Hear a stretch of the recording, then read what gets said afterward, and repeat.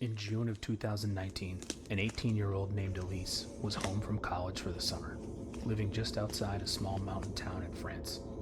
Since childhood, she'd hiked a private route through the forest behind her house to a quiet lake, a walk she'd made so many times she knew every twist and turn by heart. One morning on one of her walks, she heard a bell. Not a light jingle, but a heavy metallic clang ringing out somewhere just ahead of her in the trees. She kept walking toward the sound, curious more than afraid, until it stopped just as suddenly as it started. A few minutes later, in the middle of the trail, she found a dead beaver. Its head had been removed in one clean cut, too precise for any predator, and the body hadn't been touched otherwise. There was no blood, but the kill was still fresh, like someone or something placed it there. Confused more than scared, she continued on. A week later, Elise went back, but a storm rolled in on her way to the lake. She turned around early to try and beat the storm. Heavy rain began falling about halfway home.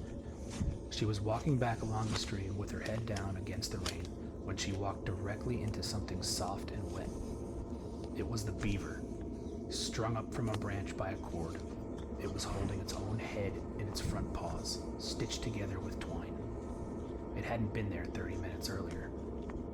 Seconds later, she hears the bell, just a few yards away. Elise ran. Behind her, the bell continued to sound in a slow but patterned cadence, closer this time, matching her pace no matter how fast she moved. She called her father, screaming into the phone that something was chasing her. Her parents ran into the forest to meet her halfway. Before they reached her, she stopped in a small clearing, lit by moonlight to catch her breath. A tall, dark shape stepped out of the trees, holding a machete in one hand and a bell in the other. He looked right at her and struck the bell with the machete. The sound was piercing. Elise turned and ran as fast as she could. Her father reached her seconds later, but the man was gone. Police searched the stream the next morning. The beaver was gone. Her bag was gone. The only thing they found was a single neatly folded t-shirt in that exact spot. Neither Elise or her family has set foot in that forest since.